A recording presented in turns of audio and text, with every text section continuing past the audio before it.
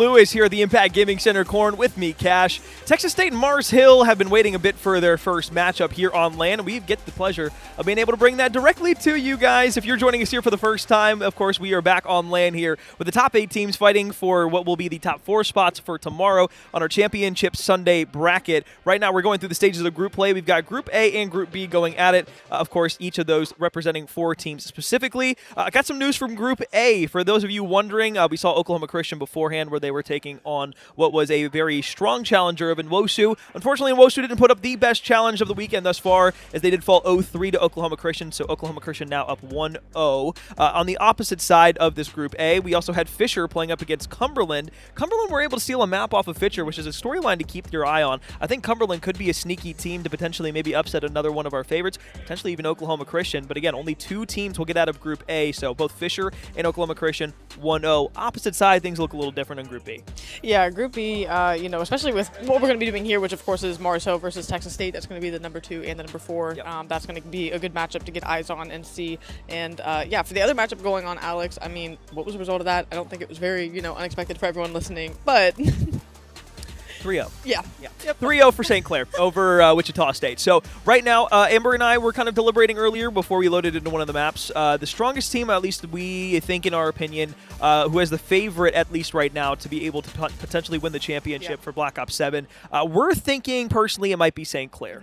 Oklahoma Christian still looks strong, obviously going for the 4-peat. You still have teams like Mars Hill, Fisher, who are going to try and throw their hat in the ring. If you want me to be honest, I think the 4 teams that I just mentioned there are going to be the 4 teams that make it into the bracket play tomorrow. So we'll probably be seeing a good mashup between those teams inside of what will be a double elimination bracket. But for right now, for all intents and purposes, Mars Hill and Texas State now going to be the next 2 teams up to bat. Texas State, we actually had a lot of really fun storylines talking about them at the end of the season. We'll look at a head-to-head real quick between these 2 teams while we kind of dive into a few of the storylines. Though one of the cool things was this is the first time in their program's history where they have reached into the top 8 of the CCL. Not only the first time on LAN, but the first time making it past the top 12 curse that they had donned for themselves over the last 6 years that they've been playing inside of the CCL. It was a lot of fun to be able to kind of bring that to life at the end of the series against the Roadrunners.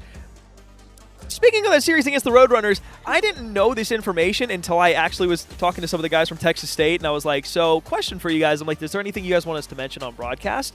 And they were like, oh yeah, so when we were playing the Roadrunners to qualify for LAN, the 2 of their players got kicked out of their esports facility at Texas State, both Splody and DOA, and then they were playing off hotspots for the rest of the series halfway through. And that's how they qualified. So, yeah, that... I think that's definitely... I think if the Roadrunners are finding this out now, unfortunate information to be finding out. But sorry, for Texas State, sorry that you got called on 2 kids on a hotspot. It happens. But I think for Texas State, just nice they were able to qualify. I think they're probably sweating that one out a little bit, just making sure, hey, the cards we've been dealt, we got to make something happen. And they're here on LAN, but they're a fun team. And I think I think they're going to be full of surprises this weekend. I think, again, looking at the head-to-head on paper, sure, just every time we kind of get into a new series, it's worth reiterating. These numbers are great. They do, tell and paint a bit of a story. But once you get on LAN, things really do change. And though it looks very heavy-handed favoring Mars Hill, again, I do think this Texas State team is going to have surprises for us here.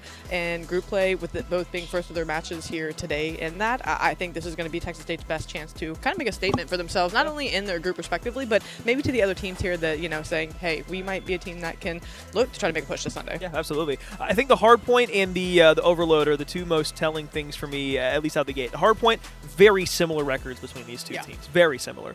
Overload, stark contrast where we see Mars Hill much better than Texas State. S&D has been a mode that both of these teams have really favored throughout the year. Mars Hill, one of the things that we kind of note to every time that we watch them is their pace of play is extremely quick. Obviously, knowing that this Mars Hill roster is filled with a lot of LATAM players, one of the things that you and I were watching all the way back in Cold War and even in Vanguard was the fact that the LATAM region, in Search and Destroy specifically, is very quick. They like to get to the punch, they get to their spots, and they are going to probably over-challenge a few times, but for good reason. Most of the times, the over-challenges that they're going to have are the aggression that lead to first bloods, that lead to catching somebody off guard, that make sure they secure the timing and don't leave anything up to chance. And I think that is going to favor really well for Mars Hill. On the opposite side, though, for Cumberland's a team that also likes to do that exact same thing. And they are a team that has been sneaky in the S&Ds against a lot of the teams they've played.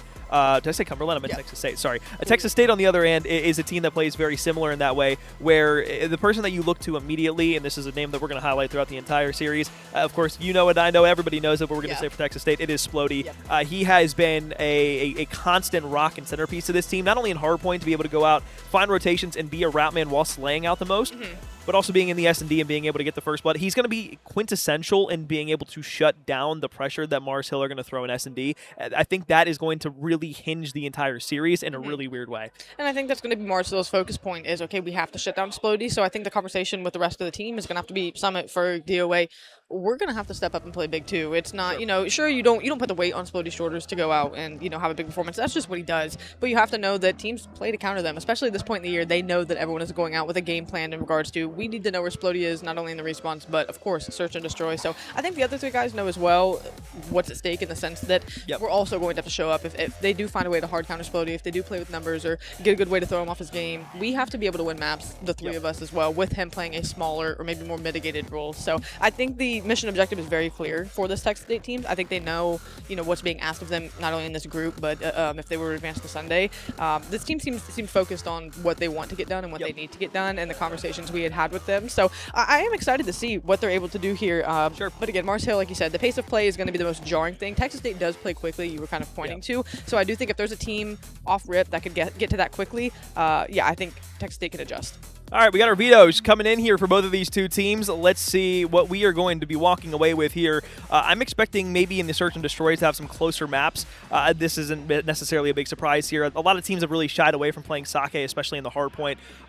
Early on here instead of the weekend, I think a lot of teams would prefer being able to maybe stick to something that they know. Gridlock being a ban out of Mars Hill, not the worst thing in the world. Again, kind of falls into that same conversation of like, stick to what you know. This doesn't surprise me at all in the slightest for Texas State. Splody with the NPC has been a completely different breed. Colossus also does favor Mars Hill, though, so it is quite interesting because although there is a bit of disparity there, I still like the way that Mars Hill plays that. For the Search and Destroy for Scar for map 2, or excuse me, for the Hardpoint for map 4, we're going to see this here from Mars Hill. This is, again, their prowess. Although we call out to them being very fast-paced and aggressive, for whatever reason, they are able to survive in the chaos on Scar, and that has proven to be a successful map for them all year. And diving into the S&Ds now. Mars Hill going to get the Scar ban, which, I mean, again, just one, right? They just want to get off the docket. And having a look at French, Texas State, with it getting back into the swing of things, one where, for the series, I think tried and true is going to be what these teams lean towards. So, as Mars Hill with the Raid Search and Destroy pick, again, not shocking. Texas State, though, with reps, do the numbers look better by win percentage? Sure, but Texas State, no stranger to this map. No, they are. See what we get here inside of our final Search and Destroy. It's going to be a den from Texas State. So if we go game 5, we're going to see a den. And as we're slowly starting to see this map set coming together, maps 1 and 2, call me crazy, favoring Mars Hill a little bit more than Texas State, I think. I think that Raid Search and Destroy is one that I really like for Mars Hill. The Colossus can kind of go either way with kind of what we were talking about early on leading up to this point.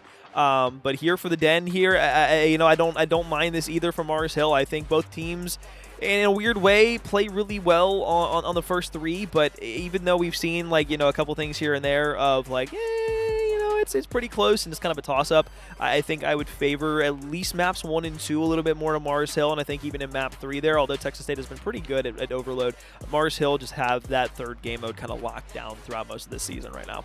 Yeah, and to that point, if you've listened to any amount of COD, right, you hear it throughout the course of a season, things talked about like this, but this does feel like a series with how shadowy, how similar Texas State can play to the pace of Mars Hill. I really think with the map set we got, I think it's a fantastic map set. I do think it goes to stress emphasis on the fact that map 3, I do think heavily favors Mars Hill, not only just what the map is, but also, again, there's Overload prowess. I am going to put urgency on maps 1 and 2 for Texas State. I really do think they need to come out here. It's not it can go back and forth, and that's what you would want if you're Texas State. If you find yourself in a disadvantage, you have to come out strong. Maps 1 and 2, you need one of them. That's what I'm going to say. You need one of these maps going into map 3. If it is an 0-2, I do not like the odds of it going extended beyond that if it goes down to an 0-3. So we're going to jump right into it. Texas State must win here in maps 1 and 2, in my opinion. We'll kick things off. Mars Hill there early. Let's have some fun. Splody wanting to get off to the races here. DOA was the first one to connect with a grenade in tow. You go 2 for 2 on it. Texas State were the team that got in first. So, Sorrow going to be the one who's topping inside of the hill. And look, he changed his name here on LAN. Thank you for finally doing that. There were so many people that were always confused. They didn't know if it was Cyaro or Sorrow. I'm glad to be finally knowing that it is just Sorrow, and I don't have to do mental gymnastics every time I try to say his name. P1, 20 seconds left. DOA was on 5 in a row, mind you. Getting things and Splody as well. There's another 4. There we go. So there goes everyone on the move for Texas State now.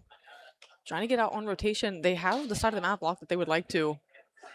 Now this new one looks to pop a 20-point advantage. I mean, again, just to come out quick, come out and get some kills on the board, some points on the board. They're sitting pretty well. Looking at the right side spread there. P2, backline, full spread, at least right now here from Texas State. Lucho down the staircase. Going to be looking for one. AG there will tag on. So now this is going to be great breaking opportunity. You've got the backside completely wrapped out, and now it's a 4v2 on the direct push in. Last player alive is going to be Splody. Knocked down immediately, trying for a trade here. Lucha will back off with 35 HP. AG now pops 2. Great break in from Mars Hill. First time we've really seen something great from them so far. And now we're seeing them get the setup. You're watching these players look at the north side of the map, just waiting for this cutoff, but it's going to be all eyes towards the front. That's where this push is going to be concentrated from for Texas State. Now, as you're going to have the wrap back, watch what Zuner can do as his teammates fall from the front, how quickly he can get in the play and make the pinch. Zuner's going to get 1, 2, Lucho a pair for the others. A fantastic read, call out, and pinch out of Mars Hill to win the line share of that time. They'll overtake the lead as well by about 10 to a dozen points. And now as we transition towards the north side of the map, you have positioning if you are Mars Hill.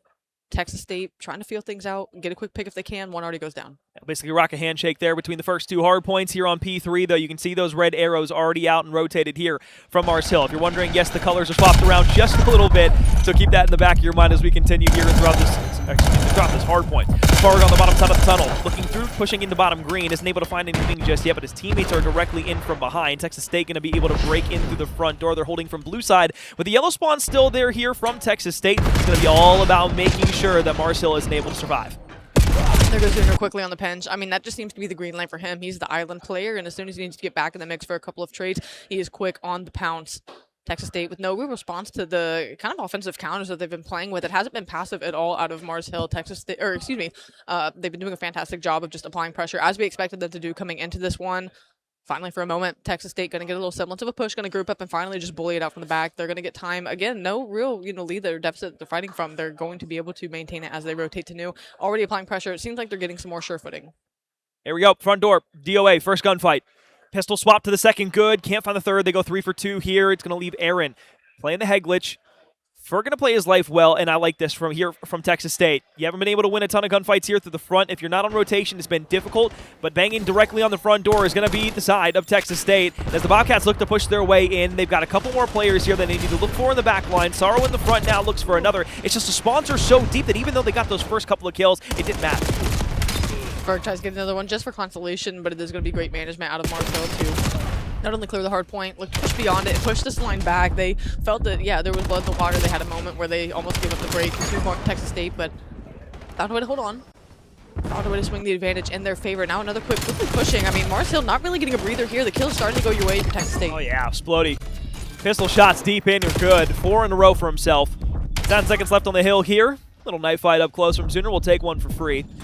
StemTex is going to back off. A lot of utility being used here on P1. Trophy system should be tossed out any moment here by Zuner. At least you'd hope so, especially as everybody's flying forward. Instead, it's going to be a teammate that puts the StemTex directly on his back. So here we go. Another break opportunity for Texas State as Sorrow is able to find the first one at the door. Second one there. Snap challenge good. Bodies and reinforcements here. Trying to survive in the chaos. It's Mars Hill. Like to get in. Good things broke. Good points on the board once again. As it's been tight through this first set of rotations, and the first hill's underway, we're going back and forth. That's going to be in the kill feed for the moment, at least. Texas State trying to make sense of everything, but I mean, Alex, what we've seen so far, the tempo that these teams are playing with, very back and forth the scoreline. No one has really gotten out to a stark advantage. Texas State trying to break back in, throw up some caution tape around the point. They'll do just that, at least for right now. 20 seconds left and remaining here. As we see Zuner down low, trying to push in through the statue side. A lot of map full spread. Tops of the map, we look over to P3 on the cut that's pushing through. It's a 1v2 there. You got DOA trying to hold this steady. You got 2 players now rotating through the bottom side of mid to try and get back around by statue. About a 14, now 15-point game here for Mars Hill. Rotation out. It is going to be a full swarm of chaos that's happening between these two teams. A mixed bag of tricks, if you will.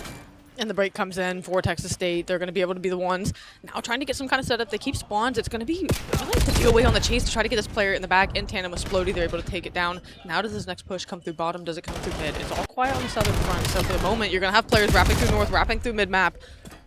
The break underway. You've got to win these gunfights. Big 1v1s. Mars Hill playing well, but they need a break here as Texas State for the first time have themselves knocked over by P2. Let's take a quick listen in with Mars Hill and see how the comms are sounding.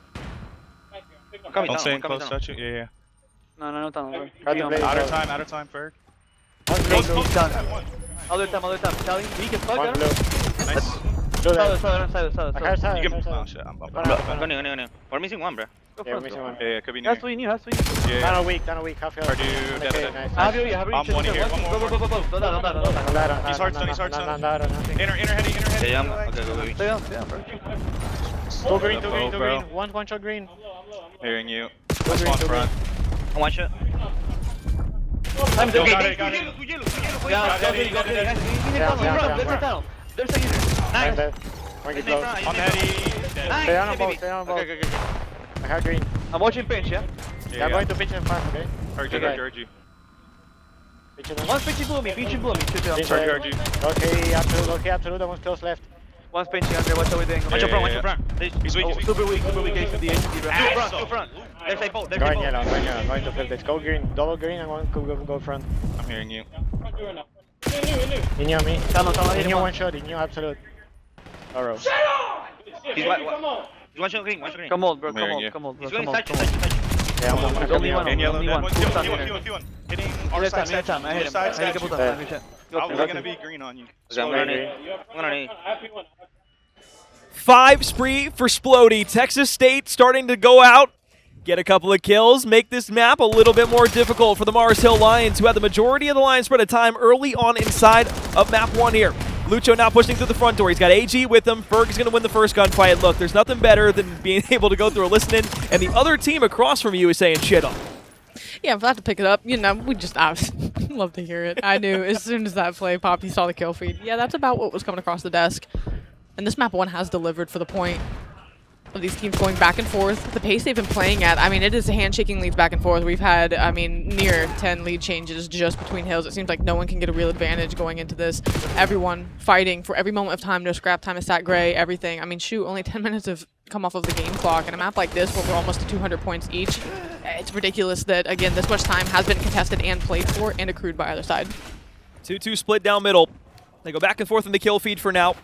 Texas State here around the outside of P4, but it's all about getting back into middle map for the rotation. Through 2 sets, we have been pretty much dead even. Just a 2-point spread now between these two teams. Mars Hill going to be the ones who are contesting inside of the hard point, and they're going to win the lion's share of kills here. 3 go their way. Sorrow down in the tunnel will be able to connect on 1, so good trades in from Texas State. This is going to give them the opportunity to push around through P3, maybe influence the spawns out by P2.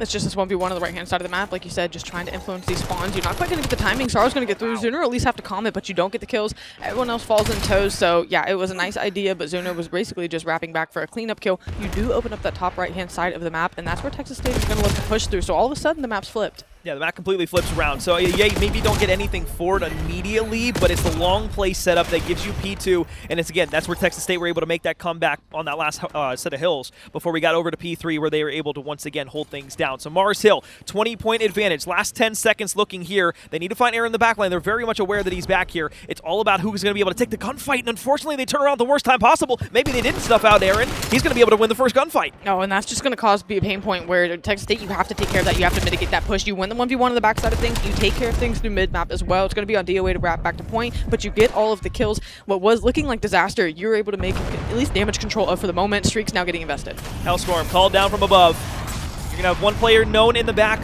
Another player pushes directly in through P1, and the player that was calling in the streak is just kind of comatose right now. You've got players in the back line. You're trying to find a second for it, but all the while, the trades are still happening, and the spawns are still deep right side, so P2 is going to be there here from Texas State. Mars Hill invests the streaks. They don't get anything of it, and the lead is just about to switch once again, trying to cross the first double century mark for the first time in the game here.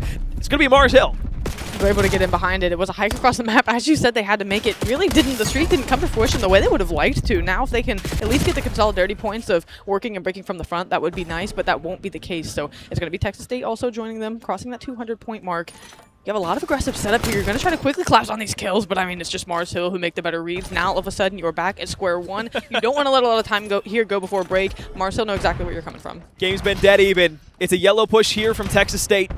The left side of the mini-map now trying to fully collapse together. They'll get the contest in. They'll look for the shots on first. Chip damage from both sides. It's Aaron who survives the gunfight and puts it in a 4v3 here for Mars Hill. Trade immediately there. DOA on the slide through. They go back and forth and still mixing inside of the point. It's AG and Ferg. Ferg looking with the pistol, trying to find the last one through green. He's got his pinch from his teammate there as well. And Mars Hill, they unfortunately will fall. Texas State now trying to bring it back. And Texas State in a good position to get prime real estate now for the moment. It's going to be Aaron on the flank, but you have to snip that out. The comms are on point, you can tell, but the gunfight's a little more on point for Mars Hill as they're trying to get back into this one. It feels like desperation time for both teams. Oh. Either know how much every point is worth. That's a massive kill there from Sooner, but Splody wants to make his presence known here inside of yellow. They've got one more body in the back line that he did take care of. Once again, it's going to be Aaron playing super deep in the spawn, and will they be able to get the read on him? You got everybody cleared out from P3 on the play from beforehand. Aaron still at 100 HP in the back will find the 1v1, but now you have to go massive if you're Texas State to be able to clear out your back line. If you don't do it and you allow this yellow pitch to develop, all of a sudden P4 is gone. Oh, but they're coming with numbers once again. The war is not over. You're not going to get good timing if you're Sorrow. 2 people have bled through the back lines. This could play spoiler.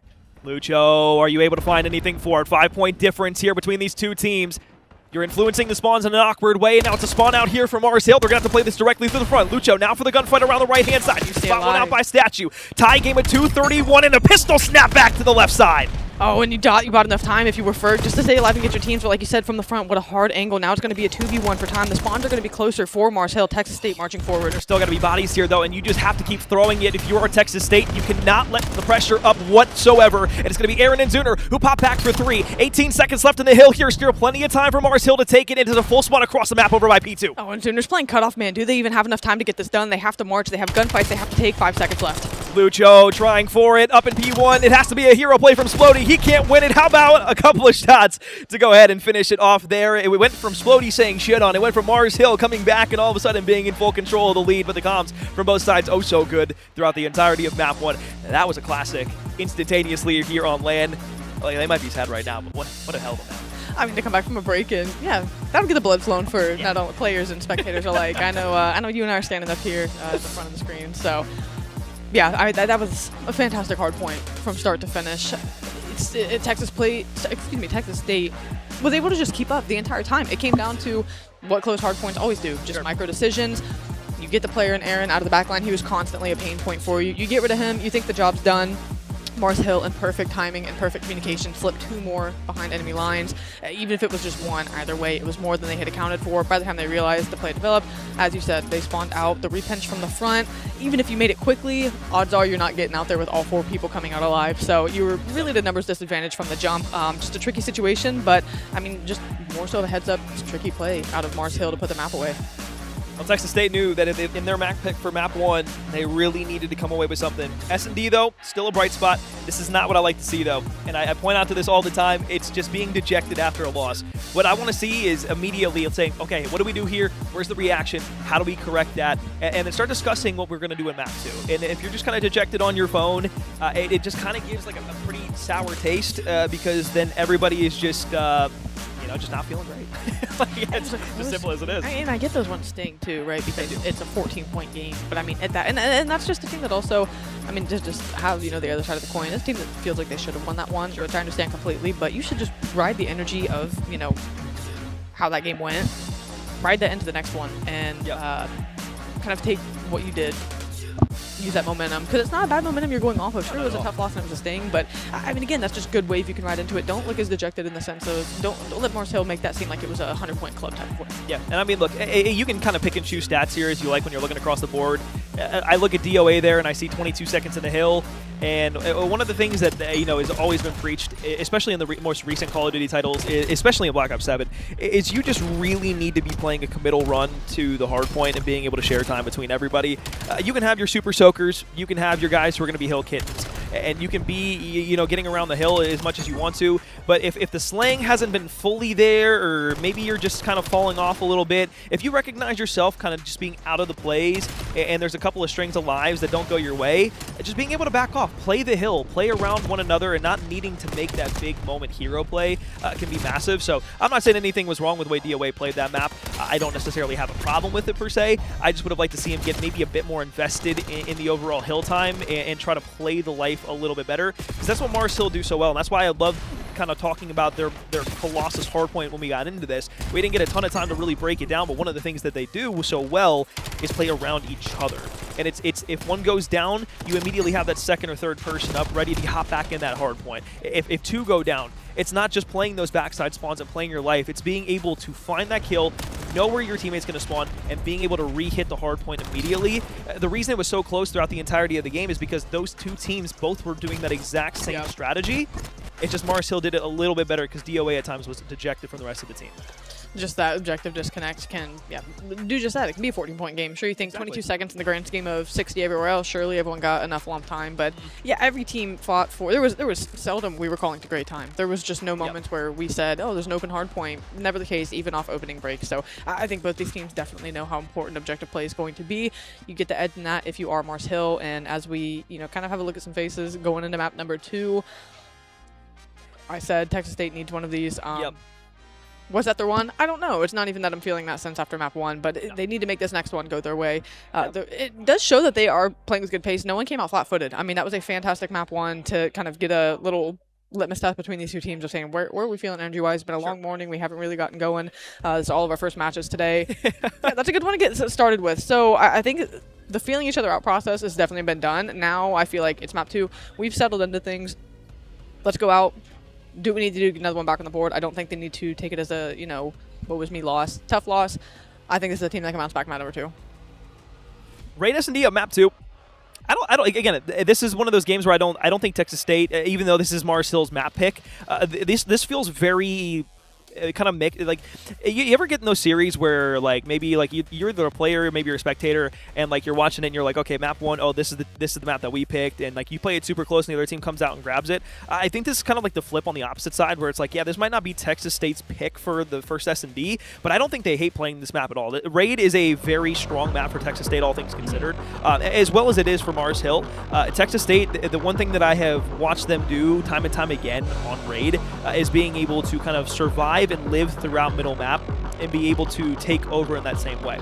The problem is these two teams are almost necessarily mirror matchups of each other in the way that they like to play each of the respective maps and modes, that you're going to see them play a lot of the same angles. So it's going to be a lot of mid-map gunfights. It's going to be a lot of plays out towards A. You're going to see a sniper come out, probably from Mars Hill, but I would expect Texas State probably first to have that sniper out, and I would look either to DOA or Ferg to be the one to grab that, bring it out to the table, and then really start to get some of these lanes chopped down. Expect it probably over towards B more than anything else, but you can still absolutely play A from Texas State, even in towards middle map. It might be able to relieve some of that early pressure that Mars Hill are going to try and throw at you.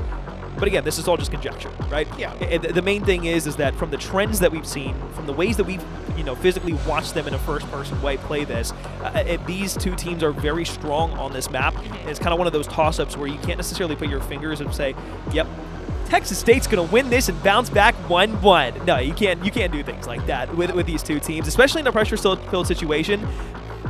The other two teams that they have to play up against in this group being not only Wichita State and St. Clair, this feels like a must-win for either of these two teams if they want to get out of group play. I think, either team knows exactly what's at stake if they lose it, and obviously someone's going to have to. So there's just a lot to play for because, like you said, I'd be hard-pressed to find a situation where a 2-win team doesn't, end up finding a way to the top 2. We would have to have some crazy close series. Neither team wanting this one to fall, and I think in the Search and Destroy, you hit on everything perfectly as far as how these teams play and mirror images of each other to a degree. So it's really those little decisions or what slight off angle can you play that maybe the other team isn't expecting. Because I think these are two of the closest teams as far as play style is concerned. I would agree. That we will see. I think Texas State, is, like you said, you really do have that LADAM quickness that these teams play with, and I think they do bring a lot of that as well. Obviously, Mars Hill feels like they are one of the full rosters who have pioneered that here in the CCL, so it's something that they're kind of like the standard for that. But Texas State, I think the island players for either of these teams is going to be influential. You talk about the snipers being able to shut down lanes, maybe take away a bomb site. We saw Aaron, who was an island player in the respawn, kind of getting loose, getting around, causing problems for Texas State. Splody on the other side of things. Is he going to be the roamer or going to be someone, like you said, with a sniper trying to, make an impact in the first blood department? Either way, we see Star on the top side of the map, locking down B by himself. Everyone working mid for Mars Hill. So it's a pretty standard spread. Splody, though, like we said in the first blood, able to get that one going, but the trade comes in quickly, something you necessarily don't hate to see, don't love it either, but bomb is going to be down.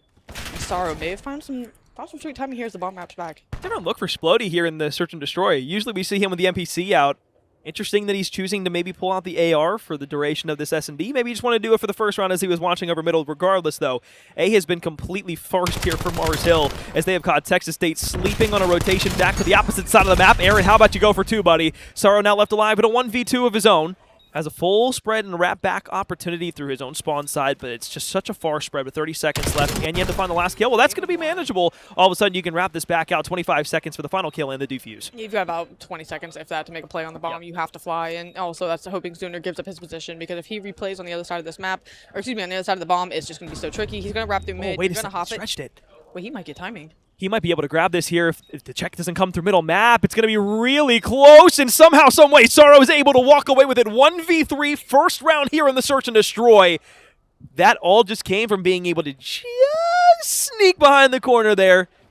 Sorry, not sorry. Wrap back middle doesn't count. That's just beautiful recognition there, though, to say, hey, I know where this bomb is planted for. He's probably wrapping back middle somewhere. What if I just don't give him mid?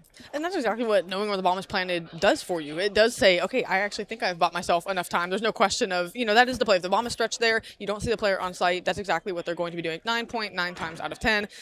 Texas State, big heads-up play there to walk away with a round that, started out where they got caught sleeping, as you said. Here you kick things off.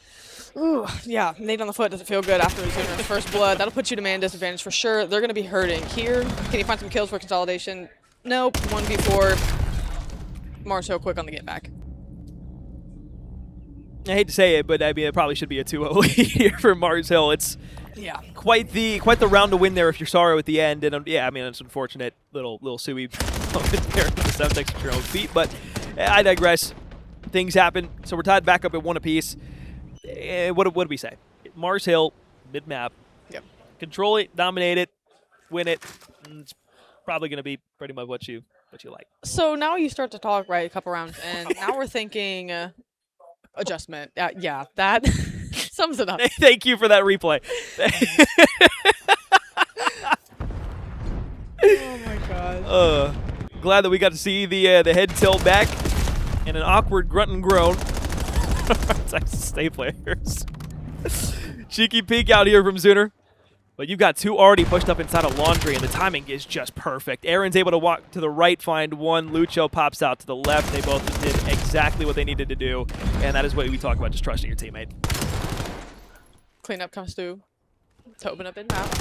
Sorrow will get a trade and he'll get out, but you just gotta think these players are gonna fly and collapse. He's able to get one. He has to get away here. 53 HP. No one on the chase. You're just going to play Fountainheady and back off. Sorrow is the one with the clutch we saw in round number 1. Can he do it again? 1 versus 2. A lot of shouldering, shimmying going on. I don't think they're going to give up those kills quite as easy as they've done in the last attempt. 28 seconds in dwindling, you've really cleared nothing out. I just don't know really what legs you have to stand on here. New name, new swag. Spot out Lucho on the heady. Jump challenge there. Lucho's going to be able to just kind of mosey his way back around on the heady. Use the cover to his advantage and be able to secure that final one. Look, you get those first 2 kills, and it's like, all right, well, wait, you have a chance. But again, when you just take a while to go ahead and get there, and then you give information out to Lucho for free, most of the time you're probably not going to win the gunfight there, especially on a heady like the one back Laundry on raid. So we go back switching sides once again, where Mars Hill will be back to the defensive end. And more so than anything else, it's 2 straight rounds here to the Lions. Texas State going to need to swallow something out, change something up, and Lucho's going to bring the boomstick out.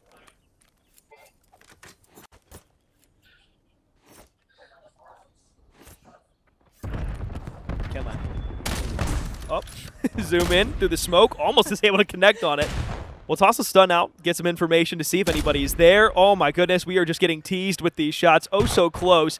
Nade gonna land directly on top of one. You see the bomb. He shoots the bomb instead of his hand, so somehow stays alive inside. Oh my god, I thought the knife wasn't gonna connect there for a second. He's able to swap back to his SMG. 3 versus 3. They go 1 for 1 early on. 34 seconds left in the round. Stun check out. Gonna find Sorrow, who's able to find one Ferg there too. Oh, and Ferg with the big, he just had the big child pull stairs just to alleviate pressure off Sorrow. So what was gonna be a chase and trade, now all of a sudden a 3 versus 1, eyes forward, you get the kill basketball off your Zuner, you try to shout through and get another. I really think that comes on Ferg responding for help, coming up pull stairs, and is able to get that trade. Otherwise, I mean, again, you just fall tiki there. Ferg's not even there to get the trade in that situation. So I think Ferg really won that round for him. 2 big kills. And playing trades on his teammates, and yeah, that simply did it for him. It was a great round up until that point where things went even, but totally hinged on his decision to go and wrap back and help his team. I thought at least once we were going to see a snipe there. Not being able to connect on any of those, you were given, I wouldn't say they're freebies, because none of them are really freebies, but you did have the one on the bomb where you at least had the nade connect, so if you tried to maybe hit the hand, I mean, I guess you're just trying to play for the peak that you see there, but hopefully get lucky. Unfortunately, the magnetism doesn't come through, so we go back 4-4. 10 seconds already off the clock here over on the A site. The defense is set up and looking for one top side of library, or excuse me, I can't, it was library. I just second-guessed myself for no reason. Huh. Happened. It happened. 2 hours of sleep will do to a man. Something like that. Splody opens things up.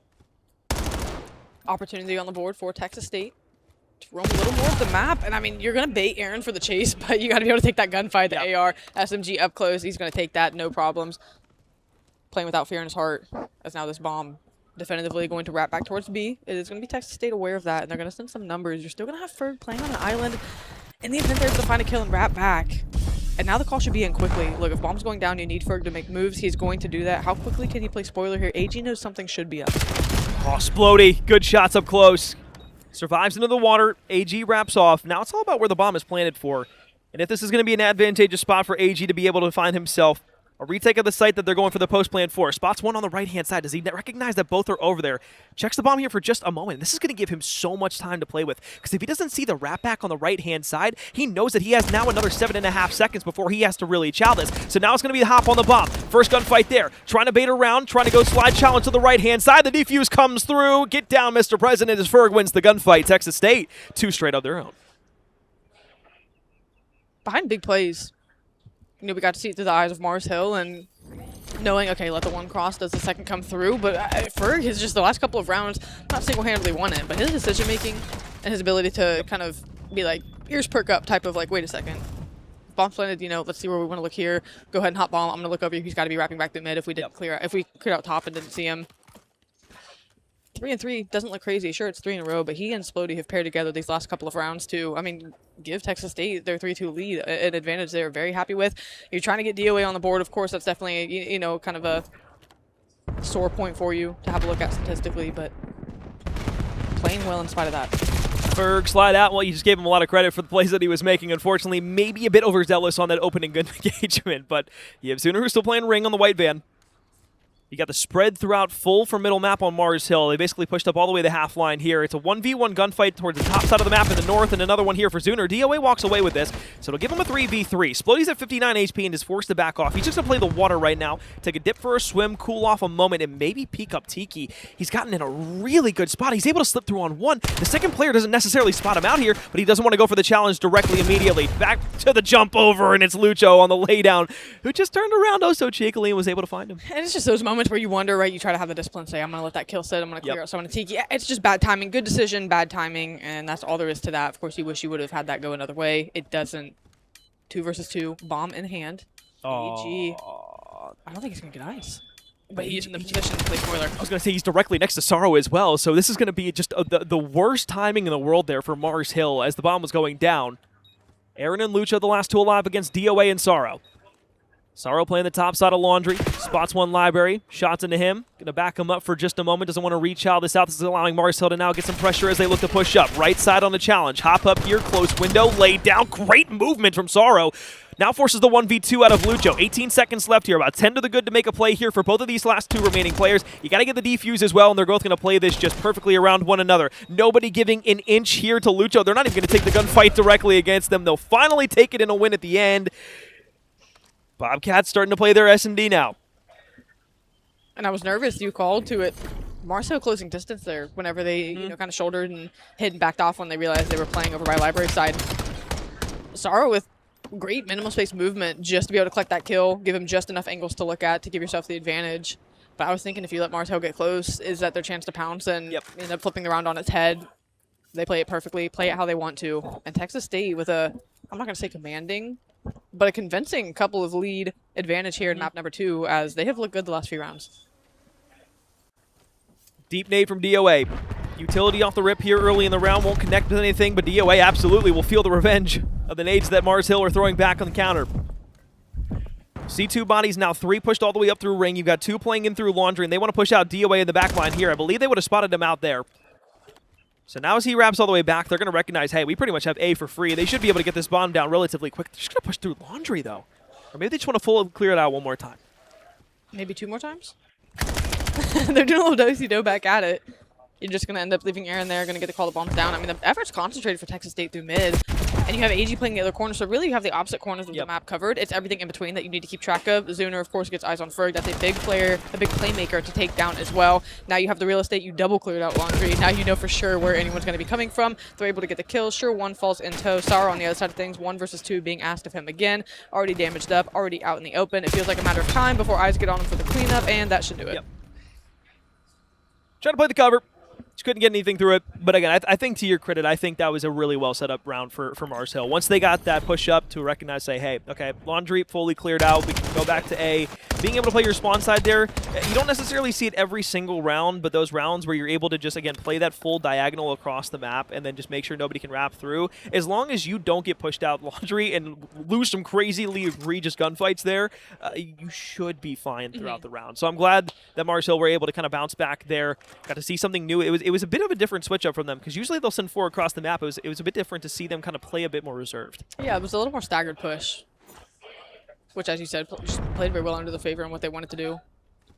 And now we start to see kind of more of that concentrated towards mid-esque effort. Cleared out B, and quickly at that, Lucho has already pushed out beyond pool, not coming back through mid. I mean, they just have the site surrounded. Sure, you have pushed out if you are Sorrow, but not convincingly enough to be able to say, okay, Zuner can't take that gunfight. Now you know you're stuck on the left-hand side of the map. You've given up the right-hand side of the map, so you figure Mars Hill is there. And as you can see, this line kind of just constrict. Really, if you're Texas State, you're just hoping to win a gunfight and give yourself an opening or a lane to get out.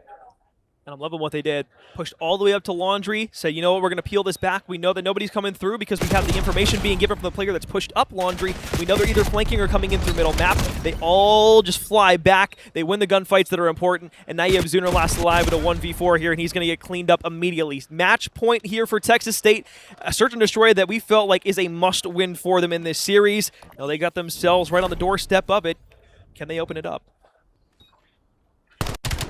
I really like I like the last handful of rounds out of them. I mean, we know they're a good search and destroy team. We know they have reps, even though, again, this sure favors, and it's not over yet, but we know Texas State has reps on raid. They like raid. It's not that there's a problem for them if a team does decide to pick it. And on that play there was just a situation where that's just comfort that comes on raid. They knew they were trapped on the site. What are you going to do with that? We're going to get the bomb down, we're going to stick to our guns, and we're going to settle in and win it. They didn't panic, they didn't scramble, and they got the job done. Now they find themselves here on map point. Yeah, I was wondering at the beginning of the game why Splody had an AR in his hands. Well, he changed back to the SMG, and all of a sudden, he starts ripping again, and Texas State go on their crazy run. 4 rounds unanswered, now a 5-3. Sorrow, the second one connection there. AG, Lucho, Zuner, last alive here. White challenge over on the car of the Lambo. Good night, we'll be seeing you. Ripped by the SMG. 3v2. Lucho and Zuner, last 2 alive. They've got the bomb down, though, and it needs to be a retake. I don't think he's going to be ready for 3 players coming out the back, and he's forced all the way back inside of the mansion. But this is going to allow them to escape into middle map, and this very well could be something that works out perfectly for them. Top side of mansion, it's a flank that's coming all the way back around on the opposite side. Do you have enough time for Lucho here to be able to make it to the top mansion? Oh, you absolutely do. Inside of money, the defuse coming through. Shot's good on to Ferg. 7.5 seconds left, and it won't matter. Whoever wins the gunfight here, Mars Hill are going to take the round. That was just poetry in motion. I mean, to get eyes, you said not ready for 3, wasn't ready for 3. Threw the nade down, took off running, and said, we have to get now. Up pool stairs they went. And we talked about, even in prior series, we talked about this Mars Hill team, how tenured they are. That's just trust to say, in a moment like that where you know you're getting tailed by 3 people, we're going to split. Let's do what we need to do. I'm going to keep running. I'm going to go through money, buy time, get back top, get eyes on bomb, and that's exactly what happened. And that's just a team with reps and comfortability. You don't do that if you're a brand new roster formed. You're kind of going to let's stick together, let's play the trade. Exactly, you don't expect that. So for them to flip it back on its head to be able to take that round where Texas State thought they were making a good call, which it was with numbers, the fact that Mars Hill was able to get a round out of that and not give away the map just goes to show that I don't think this one's over just yet. Sorrow's pushed all the way through on A once again. So something that Mars Hill have consistently allowed Texas State to do is get a lot of south side control. They feel confident being able to break it back through middle, taking Laundry back over. Shots maybe a bit premature for Splody. Gives away his positioning, but he may have been able to slide out. They've got 3 bodies back there, though. Might be more wise for Texas State to back off of this. Sit up through middle map, they're going to be looking for it. Sploddy's just going to be playing his life here on the front side of Laundry. One might start to challenge inside him here in just a moment. Both shots peppered once again. Nobody refusing to die. It's a 1-1 trade. Oh, and Ferg gets big timing through mid. 'Cause I was going to say, it was just another cutoff where he was playing so apprehensive because you didn't have that information mid where these players were, and now all of a sudden, 2 versus 1, you got to find the kill. Ferg on stairs, you're going to try to get out. Aaron does with his life. This is big. If they cannot clean this kill up quickly, you give Aaron a chance. The rat back. Oh my god, I thought for a moment Aaron gets away I from hold my that. breath. I had to wait. I thought for a second. The rat back was crazy enough. I didn't think he was even fully healed. I didn't either. Maybe he thought just one was chasing him. Because again, Aaron is someone who we've seen double back, take that gunfight, and win it. There's only about 25 seconds left in around there too, so it was like, okay, well, only one's going to chase me, maybe one's going to go get the bomb My down, bomb. and maybe that was his entire effort, was to try and just pick that player off, and at least that's what you would assume there. But I think regardless there, when you kind of look around and see what we have out of Texas State, in that search and destroy, there was so much good that we can sit here and we can dissect over the next few minutes. For Mars Hill, it started out in a nice way, and I think those first 3 rounds, from what we were saying too, like that round 1 really felt like it should have been Mars Hill's to win. It just came down to a long wrap back after a 1v3 there from who? Can't think of the name. Sharo. Yeah, Sharo, thank you. You're welcome. That's what I'm here for, right? I'm not just a pretty face, guys. I know a thing or two. About a thing or two. But yeah, I think that's a round the Mars Hill do look back on and go, Oh, for sure. yeah, that is one we would love to have back. Do I think they're stressed? No. But I definitely think they feel they should be up not only 2-0 in what would have been that search and destroy, but also 2-0 on the series. But Texas State, they're battling.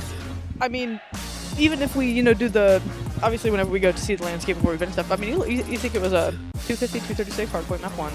We go 5-4 here, Texas State takes it. Now we're tied up 1-1. Have a look at the scoreboard. Obviously start with the 2.0 KD. You look at Splody with 1,500 damage still. I mean, that's still something where it's like he's laying down shots. So the shots are there, the comms are there, that things are going well. But Texas State rally back in a big way, and it shows on the scoreboard everyone involved here and there. 3 plants out of DOA. Had a slow objective performance. You called it out in map 1. What's he do? He gets in the mix here in the search and destroy, starts to stick that bomb, and gets himself, on the scoreboard in an impactful manner. Sure. It's kind of funny too, looking at Sploddy's 1,500. I was kind of pointing to Sorrow earlier, and just being like, yeah, this is really kind of like a takeover map for him. Which it's not like it's rare, but it's usually the one that we're talking about having the massive performance is Splody. The one who's going to drop you 35 in a hard point, the one that's going to go out, get you 8-12 kills inside of a search and destroy. And sure, he does that here, but it was nice to see somebody else that wasn't named Splody kind of be the one getting in the mix and being the one to say, let's have some fun here, let's go. Well, and that's what we called to. If Splody slows down in a given map, who is going to step up and play? Sure. Sorrow has shown that he can. I mean, Ferg, map number 1, 2 minutes in the hill, 35 and 28 or something. Yep. So, I mean, just a very silent takeover in map number 1. You talk about the big playmaking ability of other players, but everyone that you said isn't named Splody has shown up in moments throughout the series thus far. So now we see, okay, Texas State, if Splody slows things down, if he isn't getting the kills on the board, that translate to wins directly for us, who else is going to make plays? Everyone else has shown they can. I think that's why we're tied up 1-1. I think that's why it's been as close of scorelines as it has to this point. The other thing too for Splody here, and I want to kind of accredit this to the damage that he had as well. I think the big thing that allowed them to really have a lot of success in the search and destroy specifically was when he was getting aggressive, he wasn't overcommitting.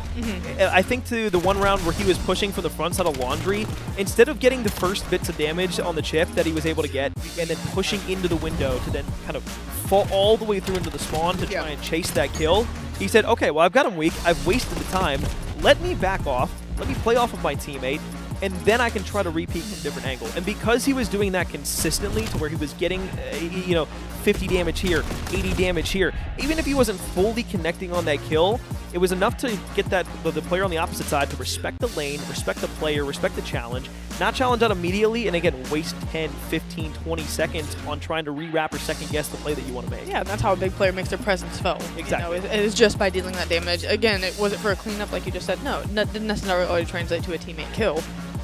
But it slowed things down. It made you have to second guess or regroup.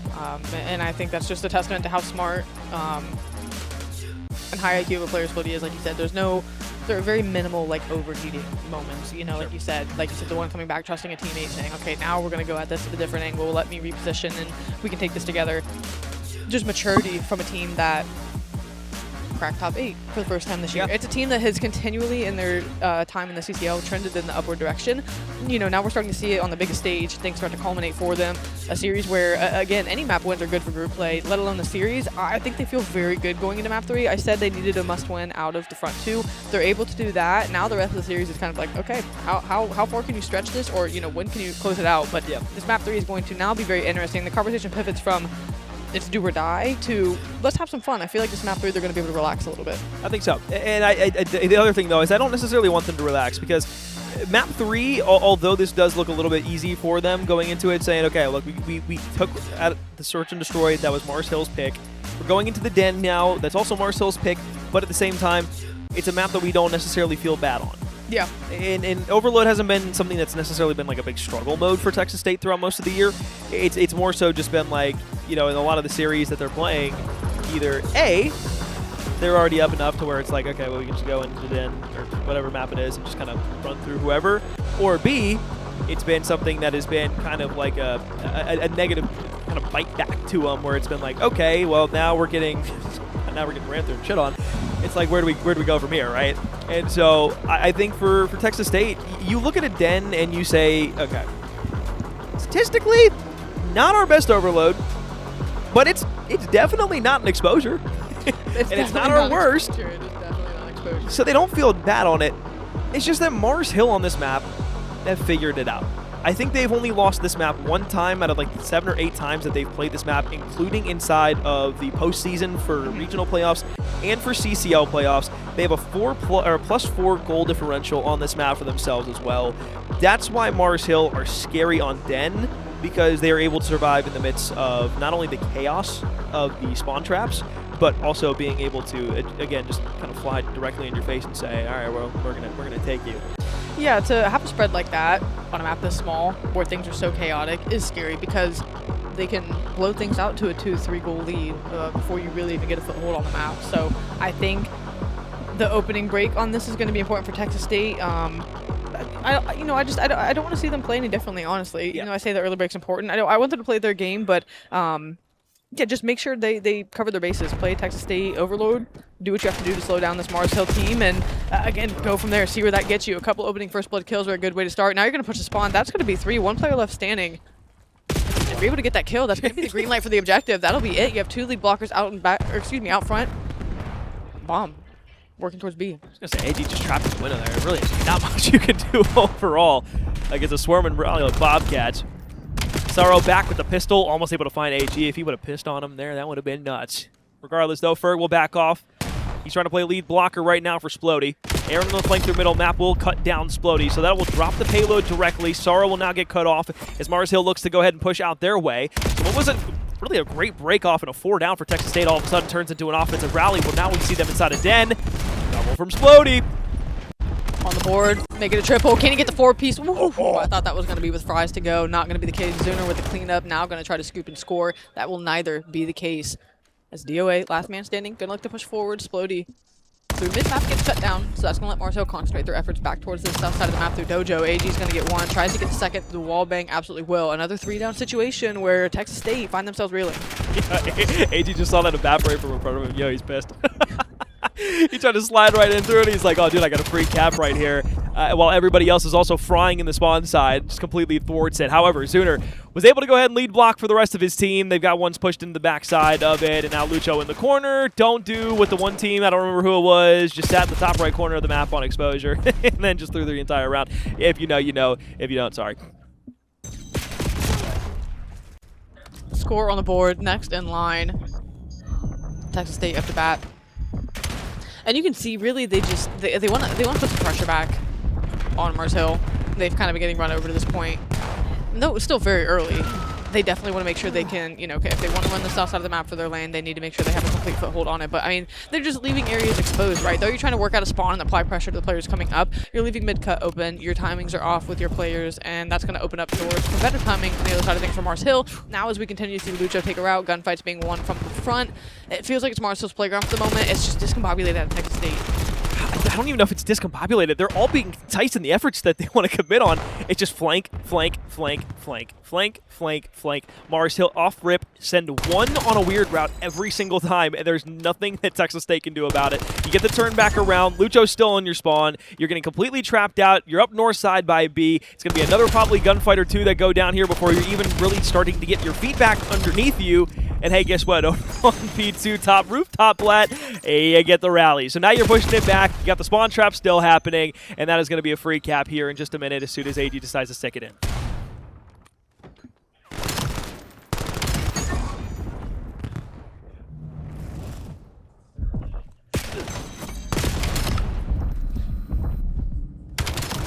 Speaking of sticking, Splody inside a middle map. Looks back to the left-hand side. Another three-piece there. They go 3 for 1. And this should be the final cap here in the first half, and it absolutely will be. Not much resistance in the way of the Bobcats there. Mars Hill having their way at the half. And this is why they have that 4-goal differential. I mean, just even if you can slow things down, it seems like when it rains, it pours. Watching this team play Overload, it's not 1 goal, 3 or so minutes past, they're able to get another one. No, they do not slow down. When they get the kills that they want to, there's no hesitation in the play call because they know that they're going to win the next wave of gunfights. That's just how assured this team plays. And Overload, not only that, but also on Den. A team where, as you said, just so few losses to this point. It just won even at that. And it shows with how confidently they want to play, with the way they can get the objective. I mean, this could be over by score here if Texas State don't make a stand. It seems like they've been stunned, almost hit in the mouth here in the sense of you expect it out of Mars Hill, but you really expect some pushback out of Texas State. I think they're still trying to formulate what they want to do, but it's just Mars Hill imposing their will. There's not much formulating you're going to be able to do here if you continue to allow Mars Hill to roam free. It is a combined 13 spree between Aaron and Lucho, and of course, as I speak one of their names, that combined streak only falls to 7. Lucho, surely though, having a Hellstorm in the back pocket to be able to use at some point throughout the rest of this game, so you already have to worry about streaks if you're Texas State. On top of the 0-4 deficit, 4:20 left in the round here. Again, plenty of time to work with, but again, it's more so just the fact that you haven't really been able to snowball anything for yourselves, and the one time that you did have a look at it, you got thwarted. And now the objective gets to kind of roam around mid-map. You get eyes on it if you're DOA. Don't you park this bus. The call is going to be back towards the top side of the map. You just are trying to win some gunfights to give yourself a chance to give a look at objectives. They're just going to be lying in wait, though, for the players that wrap back to give his teammate a free look, but they had eyes on it earlier on. They're able to forward the play. Now can you clear out your spawn side and get eyes forward once again? That's what Mars Hill is so problematic on. Step 1, you get the backside cleared. Now, look forward. Can you win the gunfight to push them back off this objective? That's the next step.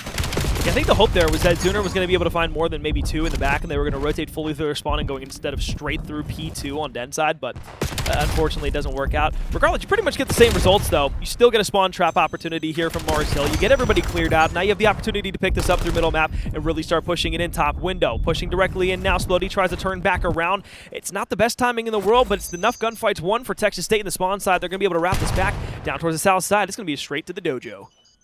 Lucho gonna try to pinch. She called flank on flank on flank. Shouldn't get timing here mid-map on DOA. The chase is coming through. The eyes are on. Now does the gunfight come in tow as he's gonna be behind a couple of people. There's 1, there's 2. Before you know it, no point on the board. Stopped at the goal line.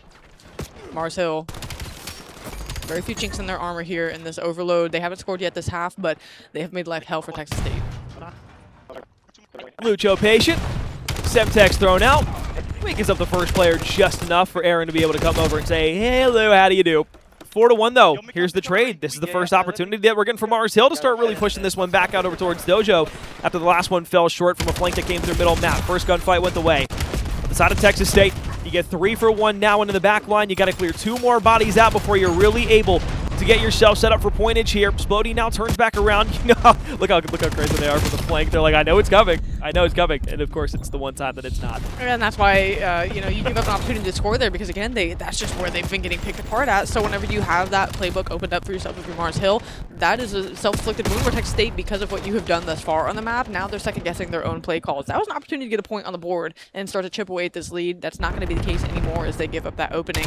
Now Zuner lying in wait. They know someone's mid. They never know when they're going to strike. And whenever they do, well, everyone else looks to collapse. It is just a really pitchfork effort out of Mars Hill. Every lane they have locked, every avenue they look to push, they're able to get kills, trades, everything they want. Sorrow gets a couple, sure, but with this kill coming through, that looks to be the score in a moment. But I thought for a second Sorrow was going to make a hero play. Ferg at least good on the trade. But I mean, Alex, with the time left, I won't say the words, but it's looking dicey. I mean, look, hey, you said trying to make a shot. That was a hero play because it allowed the team to come off spawn, hey, get the last shot in the foot. Achilles blows out, and all of a sudden you're looking back the other way. The problem, of course, is you're still down again, as you mentioned, 4-0. Minute and 23 seconds left. You'd pretty much have to go from right now all the way through on perfect rally after rally after rally. And unfortunately, with the way the Texas State's been playing, they've been playing decent, but just not enough to really rally all these points back to back to back to back to back. And that final shutdown there from AG pretty much solidifies things into a done deal here. So for the next minute, we will just be sitting here and looking at gunfights.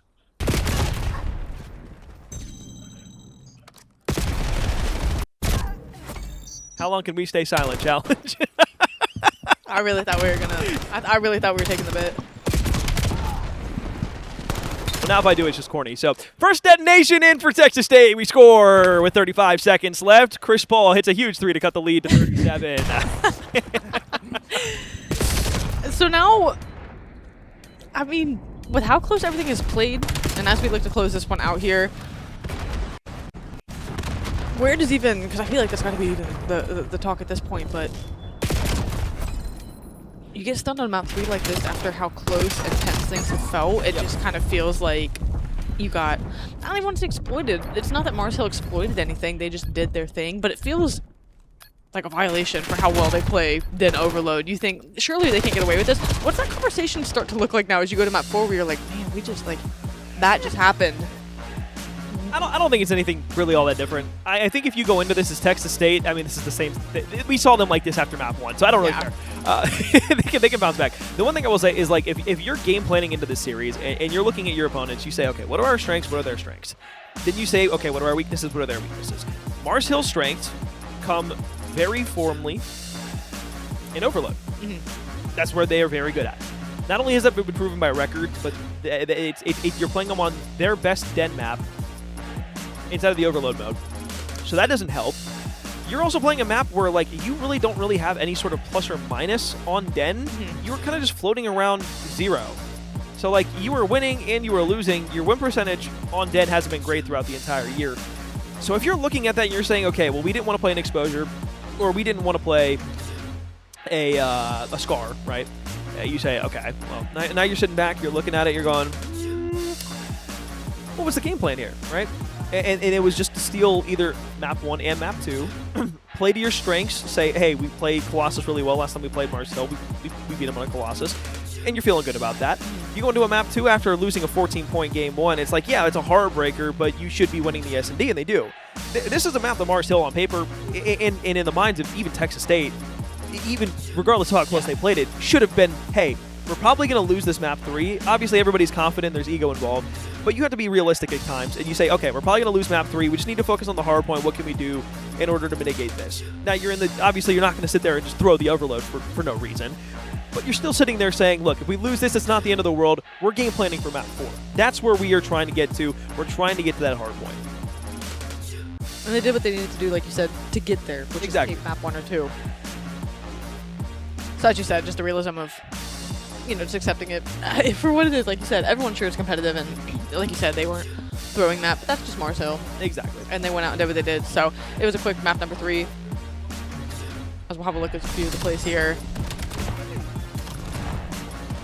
And even though you're focused on map 4 for Texas State, for Mars Hill, I mean, still just like, even though they figured they would win it too, that's still intangibly winning the sales, right? I mean, you're like, yeah, we actually smoke showed them. And, you know, Texas State could come out and actually could have played close, and it could have been one where they kind of got like stunned a little bit. But at this point, it's like, okay, you know, you get a map 3 smoke show for how close the series has been. Going into map 4, I think Mars Hill, that's a nice mental stat pad where it's like, okay, if we weren't feeling good before, you know, we lost map 2, this just gets us right back where we need to be mentally. I don't think that was a team that was dejected in any way regardless of the map 2 loss, but I just think they're a team that you get a good respawn on the board. Okay, we did what we were supposed to do. Yep. Yeah, let's go to map 4 and just close this out, is I think, you know, that conversation.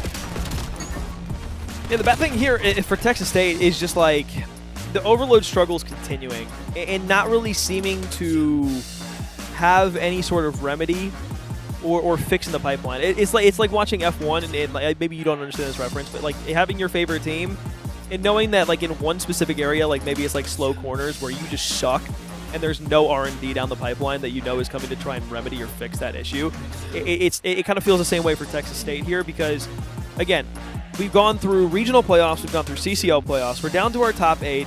You basically get 3 matches, 3 best-of-5s to go out and say, I deserve to make it to Sunday and play for top 4 and play for the championship. Yeah. If you don't make it out of groups, it's not a failure of a season. Dude, you're in St. Louis right now playing on LAN for a national championship. That's still a great success for the season. But everybody here wants to, win a championship. Yeah. So they're not going to be satisfied if they get top 8. No matter if you think you're the best team or you are statistically the worst team, you're probably going, but what if? What if we get that chance? What if we are the ones who walk out at the end of the weekend? And it's that level of copium that I love about Call of Duty and esports in general. But it's also the fact that, like, when you look at it for Texas State, right? You're not expected to win this. Yeah. You're not expected to win the weekend. And it would be a great underdog story. I'd love to see Texas State come out and win the championship. That'd be batshit crazy. But we're probably not going to get that. And so, like, when you are consistently losing your overloads to the better teams or the best teams inside of the CCL, you need to find remedies and you need to find applications to be able to impose better tendencies and better strategies on them. And I don't think we saw that at a Texas State through that game. There was no immediate reaction, and I know I'm talking a long-winded point here, but like there was no immediate reaction to the flank plays that were being made by Mars Hill. If you watch Mars Hill's gameplay, you know they do that every single time. They're going to continuously throw pressure at you every single time, and they're going to spawn trap you, especially on dead. Yeah. Out of all maps. You just have to be ready for that, and it never felt like they had any sort of answer for it. And when you don't make those adjustments, then it's like, well, what next? Well, I think even you can also, while we have the time in a sense, Yep. you can over-adjust in the sense of trying to correct too many things at one time. Yep. It's almost like if you're, playing basketball and shooting bad, right? Okay, I need to fix my feet and my follow-through and my hips and my elbow alignment. Pick one. I'll pick my follow-through. If my follow-through's good, does the rest come together? It's like, do we pick up the flank? Let's just pick up the flank. Yep. For the next 2-3 waves, we're just going to make sure the flank's taken care of. Oh, we've picked up the flank. Okay, now what can you progress to on top of that? It's not, we have to pick up the flank and the front and mid-cut. Yep. All of it falls apart, and you think, what even are we doing? Pick one thing, just make it manageable. It's a lot. You can't run an overload back on correcting one play at one time and getting all those points back. Pick one thing and do it well. Aaron's not going to be as effective on the flank because we're going to be intentional, the 4 of us, about shutting that down. What's the map give you from there? Well, it gives you opportunity to put your irons forward whenever you make Aaron have to adjust his play, or at least have it accounted for. So again, I think for Texas State, just don't try to overcorrect. Pick one thing, talk about it, do it well. Of course, they don't get to hear this, so obviously their comms are going to look different. But yeah, you just keep it simple. Don't get too complicated. Don't get too in your own head. Go out here and just slay. You've been able to keep up. You've shown you can do that in a respawn. Just go out, play hard point, take care of what you can take care of, and let the rest of the game do the speaking. Theatrics from Mars Hill in the overload, not to be understated. Texas State early on here in map 4 gotten themselves a bit of a cheeky lead. Continuing to win some of these gunfights. Floaty with the SMG. Looking fantastic as ever on a slide through from Ferg. You're going to be able to clear out Market. AG, though, will be touching on P1. Snapback challenge in. Another contestant in from Sorrow. They're just throwing bodies now, keeping each other in check at the moment. Unfortunately here, the Texas State won the opening break. The more important gunfight is that second wave when you're trying to get a P2. Ferg, another big one. 4 kills on the docket already. So at least not a power position. Yeah, you need Splody to find that kill just to alleviate pressure, but you're going to get picked from the back anyway, so that's just going to open up a lane for your teammates to fill through. You have time for the moment. You have to be wary of mid, because again, at Mars Hill, they play so fast. Aaron is already in a problematic spot, and he finds 2 kills for it. That's something that you need to see Texas State make the adjustment for. Just when you think Aaron couldn't be there, he probably is, and I need to see them be 2 steps ahead of that play. Looking for the next hit here. 4 bodies from Texas State and the Bobcats trying to go through the top side of red. In the mid-cut, Zuner was just sitting on P1, and it's another 4 down. So what was basically a full setup off the respawn from Texas State gets fully collapsed upon, and you can just see the map spread from Mars Hill right now. It is just a completely different-looking team from what we saw even in map 1 on the hard point, and they just look so much more well-connected. That's what you'd expect on your map pick. And this is what map 2 teams that have that level of confidence do. Whenever you give them that opening, as soon as they get the break into map 2, that's what you see the map balloon out to. They find ways to take up space, edge towards that rotation on the top right-hand side of the map, and get time from there. So they were able to blow it out to, what, 17-ish seconds off P1. You're only a good handful of points there. Now as you transition to P2, you're licking your wounds, and again, it's still great setup out of Mars Hill. You have to collapse, you have to check all sorts of corners just to even let time sit gray. You're completely surrounded if you're exploding for the moment, hoping your teammates can get off spawn. They get picked, that allows Aaron to turn his head. You know you have to clear this out before you can get there. That is just free time going away Mars Hill. It's methodical, too. In a sense, they're just kind of carving up parts of the map they really just want to kind of get for themselves. And then all of a sudden, those little spots that you carve out end up making just this big old chunk circle that you're able to get, especially here on P3. I mean, honestly, Texas State just did the same thing there, to be fair. Of course, Aaron pops back a 3-piece, and that completely shuts down the entire story of what the conversation was beforehand, and Lucho tacks on the final kill. So 50-point difference here between Mars Hill and Texas State. The Lions continuing to find success here on map 4. Spacing on the map, fantastic. And that just pulls these Texas State players apart. Doesn't give them an area where they can really kind of concentrate their efforts. That's where we've seen them make adjustments and bounce back, is whenever they can kind of get together like they are here mid-map and start to make a move. That's because they forced Mars Hill back into consolidation and given them a way where they have a lane they can push through with everyone. But whenever you push through, do that, the spawns flip. Now all of a sudden you're battling pinches once again. It just seems like Mars Hill on the better end of all of these timings, knowing exactly what they need to do, no matter what situation they are given, no matter what hand they are dealt. Texas State reeling, can't get across the 50-yard line of the map for the moment. A near full 60 coming in. I mean, Alex, it's already 126. I know the lead was something you were want to talk about being a pain point. It's going to damn near be a 100-point lead as we go to the next set of fills. And we're still in the first set of rotations. Yeah, the slaying battle right now. And realistically, it's kind of even in a really weird way. It's just the kills that are being gotten for Texas State are not equating to a lot of kills. Yeah. Whereas Mars Hill, they're getting important kills that are leading them directly in. Like a couple of these kills for Texas State, they've been like picking off like maybe 1 or 2 off the spawn, but then they get cut down immediately, but they're trying to push the hard point. It's just been kind of like that cyclical nature of it, but still in the backside spawns, you're going to see Zuner outside of top green. Look for the 2 players now looking their way forward. DOA, of course, Ducktail run away, and Sorrow unfortunately just has a nade explode directly in his face. Spuddy trying to say something about it on the back end, wants to give a bit of mustard here to the Mars Hill roster, and they'll do it for a moment. Trade comes in. It's the spawns in the back, though, here for Mars Hill. And it's left, right, center, up, and down. Everywhere these Mars Hill players are, you take care of one, but everywhere you turn, there's just going to be someone else in tow. And it's just an onslaught. It's unrelenting. It seems like every time we go to a Texas State POV, they're snapping around looking for something else because there always is more. This is a team who is always applying pressure. Even when you have them, quote-unquote, reeling, even when you have them in spawn, they're a team that is going to continually play in your face. Slowly going to try to make something happen here, at least soften the blow of the lead that they have for the moment. Still about 100-point stiff arm. Not a position you want to be in going into the next set of rotations. P1 and P2, in my opinion, decide the game. Well, unfortunately, 2 buddies have dropped off it. Berg plays maybe not a cruddy spot, but a spot that maybe Mars Hill didn't expect here, especially on that early rotation into P1. Zuner's made his way through blue. Don't believe he was spotted by anybody, and they're going to be looking over towards plain side, not even going to be checking that spawn, because why would you? Top blue, the second gunfight that he might have, but again, it's just something that we have seen time and time again. Mars Hill let one slip through somewhere, and then the rest of the kills flood through. And that player's still roaming. Zuner still is trying to... He put 1 man on the job, sure, but Zuner has all of the advantage. Everyone else, AG gets a couple on time. Zuner gets the one on the flank. So you really just have numbers advantage everywhere on the map. As long as Zuner is able to get out and just make heads turn and spawn, everyone else can just play off each other around mid-map. And I mean, Alex, to this point even, I said, you know, these first couple of hills on the next set of rotations are going to be very indicative of how the rest of this map will play. Texas State had a moment off opening break, but this is where they also blossomed the lead out. Mars Hill did the last go around. This P2 break has to be quick. It has to come in now, and it has to be one where they can garner significant time. That does not look to be the case off rip. Yeah, there's a lot of has to be's and not is. Yeah. And that's kind of the story of the tale of this Scar hardpoint so far. It's just they just can't win the gunfights when they matter the most and where they're important at. The ARs can't win anything. That is an insane read for Keltner to be able to snap to the second player, realizing that the other guy wasn't going to be a threat to him. I mean, that's just That's gross. That's nuts. Not really much more that I can say than that. We've about summarized everything that we could possibly say here so far, so let's keep it going. 2-11-65, Mars Hill. Trying to close this one out. I feel like one of us should sprint into the room. While we're listening, I'm sure potential 100-point clip's going to sound good. We can probably hear it from here, actually. We probably don't even have to move all that much.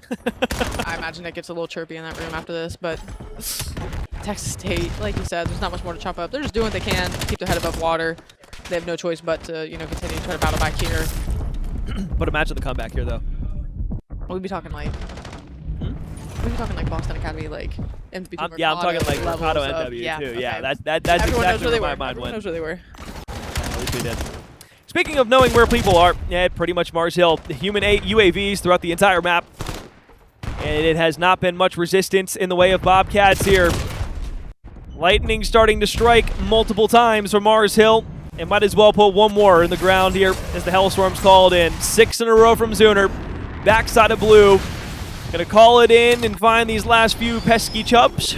We're trying to get back to the hard point, and that'll do it. Mars Hill 3-1 inside of this best-of-5 series. Texas State will fall to 0-1 here inside of Group B. They will still have to play Wichita State and St. Clair. Same thing can be said for Mars Hill, who will have to play those same two teams, but doing it with a much better record. And only having dropped one map. So things definitely different for these teams going forward. A stinger of the series for how things started. You know, a little... I could just totally throw the question to you, make you answer first, and then give me my answer. But I think I'm a little.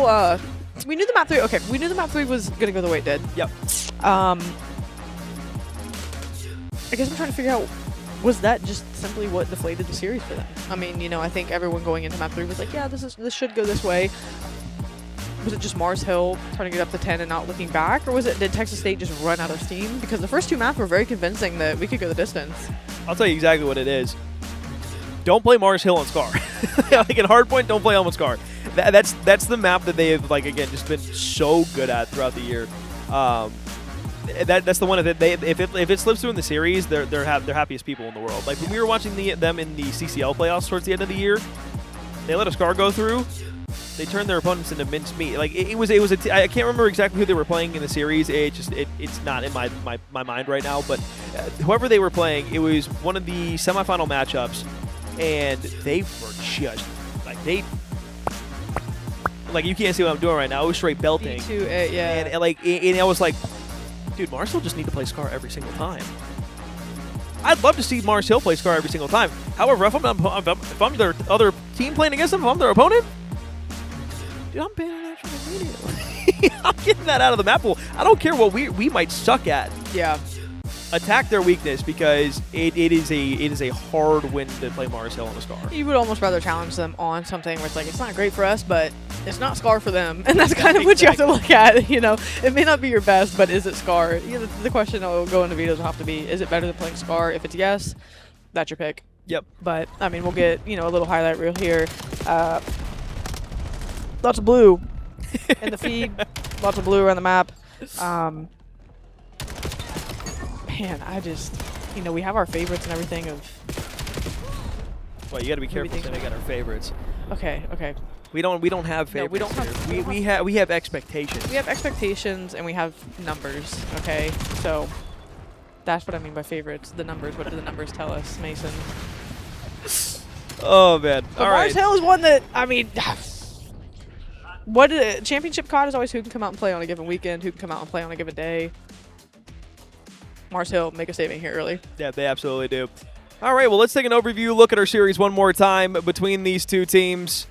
Again, map 1, 250, 236, and then the 6-4 raid Search and Destroy. Really thought that the series was going to end in a lot different of a way. You asked the question of if it was the deflation in map 3. It very well could have been, losing that den overload. Again, we used the term dejected after map 1. It kind of felt that way after every series when we got to look at the player cams, just kind of see everybody looking down on their phones. It kind of sucks. So that being said, 3-1 here for Mars Hill. When we come back from a break, we're going to have one of the players from Mars Hill joining us. Don't go too far. We'll be back in just a second. I mean, like 30 seconds. So don't go anywhere. We're back.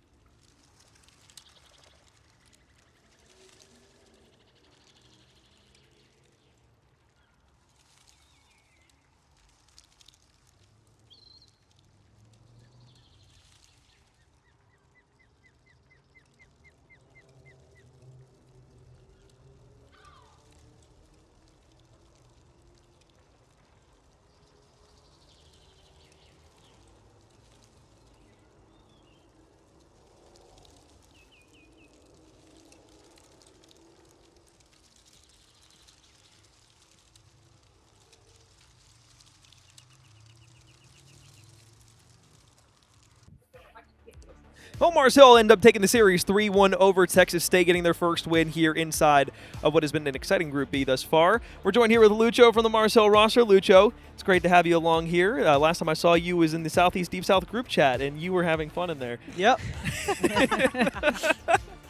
And by fun, I mean you were arguing with, what was it, paralysis in there? Oh, I love trolling Nico. It's fantastic. I wish he was here, man. Well, considering the series thus far and what we've seen from the outlook on you guys, one of the big things that we were highlighting from you guys is the overload in Map 3 and how you guys have kind of made that kind of a staple mode for you guys over the course of this year so far. Yeah. Going into the rest of the weekend, when we talk about overload, what are you guys looking for inside of a series? Are you trying to just get to that Map 3 with at least a 1-0 advantage or 1-1 advantage? Or do you feel confident that when you get to that overload game mode, if you have any sort of advantage on your opponent, you're going to be able to take the series? I feel like we're not gonna say day to day, but I feel like definitely Overload's been our best game mode. Surprisingly, we are known for being S&D stars, let's just call it. But let's just say, as of this season in S&D, when teams play slowers against us, we just don't run at them and kill them all in 1 second. We just get lazy in the map and make wrong plays. They just wait for us to scam, basically. I feel like they talk about it. Yeah. In the comms, and we do. So, but yeah, definitely Overload's our best game mode. I feel like we got strong on every map. And yeah, as you said, honestly, I don't think we care if we're down 2-0. The thing is that we know our game 3 is like, we're good to close it out if it's a 3-0. We're good to put advantage if it's 1-1 like this series. We're good to start our sweep right there with a statement map 3. Okay. And that's nice to be able to have in the back pocket because, like you just said, there's no situation where you feel like you're at a disadvantage. You know that you have a good reset map at map 3 if you are in that deep of a hole. 100%. And you talking about Search and Destroy, right? Alex and I talked about before we went into your guys' series, watching a lot of you guys through the LAN scene, how quick of Search and Destroy plays you are. And like you said, how word has spread in the sense of people just slow down, wait for you guys to make a mistake or overchow, and then look to capitalize off that. Do you guys have intentional conversations based on who you play to slow down? Or is that kind of your mindset going into Search and Destroy this weekend? Let's play slower, or does it vary based on the opponent? So there's multiple teams that we never played. For example, I don't think we played Texas State ever in our this is 4th year playing CCL. I don't think we ever played Texas State. So there's some of these teams that we may know because of challenges, right? I play with Explode a lot this year, for example, but we usually take the first 2 or 3 rounds to see like how their playstyle is. They play aggressive, they play like slow in this, especially in the mid rounds, right? They try to plant the bomb fast, they try to take their time, rotate bomb size, you know. And I feel like we just get lazy sometimes in the map. What I'm gonna tell them right now is just like, take your time and be active on the comms on what we wanna do. Because one says one thing, the other says the other thing, we just end up splitting everywhere, and the rounds obviously doesn't go well. Yep. Well, speaking of what's coming ahead, obviously you guys are trying to get out, make it top 2, get to tomorrow for the bracket. Guys have not an easy schedule or time getting there, but you made it a lot easier, obviously, taking down Texas State, which 100%. I think a lot of people viewed as probably the 3rd best team just coming into this as like a baseline standard. You've got, obviously, the matchup against Wichita. You've got the matchup against St. Clair coming up. Against St. Clair specifically, what do you guys want to achieve inside of that series, obviously, besides of a win? You guys have struggled against them at times beforehand, or not against them necessarily, but it has been struggles for most teams against St. Clair throughout the course of this year. Do you feel confident being able to take them down inside of the first series here, or is that something that you want to be able to take into tomorrow and be able to beat them there tomorrow instead? Honestly, we're just trying to get out of the pool. Be honest with you, if we 3-0 them today and we lose them tomorrow, that our 3-0 is not gonna matter. Yep. Yeah. If we go to the series both 2-0, right? We could literally turn a coin flip. That doesn't matter. Yep. Tomorrow are the big matchups on that. We just trying to get out of the pool, however, whatever it takes, right? Absolutely. But of course, much respect to them. I think they're a really good team, especially in college shit, and they're my homies too. They're the Adams. So, but yeah, confident against anyone, honestly, especially hitting with the Neslo. I think we can hit those balls with the Neslo easily. Well, all right. Search and Destroy and Overload have been the staples for Mars Hill throughout the year. Hell, if you can pair a little hard point in there, you guys might be best team on LAN throughout the weekend here. So you guys can hit stride. It's going to be scary. Lucho, appreciate you for joining us, brother. It's been a pleasure. Yeah. We'll look forward to seeing you the rest of the weekend. Appreciate you guys. Absolutely. All righty. I appreciate it. Look at us cozied up on the couch. Look at the little flex. We got the gang up here up here chilling. having a good time. We can just crop It's been a this fun whole- we can weekend. move Yeah, the just, camera just over. move the kit. Well, I guess we can't really do that because it's kind of just on a tripod there, unmanned right now. But We'll have Bobby stick figure in. Whoever else doesn't matter. But exactly. look at this- Well, look, we got the match of Fitch. Gang's all here. It's been a fun weekend so far. A couple of hiccups here and there along the way, but we're making it work. I got no sleep last night, and I don't know how many times I have to reference that or say that. But Robert, I will take a break when I decide the break is needed. So we're going to step aside. We're going to take a break. 3-1 for the Mars Hill Lions. They will go ahead and improve to 1-0 when we come back here at the Impact Gaming Center in St. Louis. We will have another best of 5 series, I believe, from Group A, and see will improve, maybe even taking their second win on the year.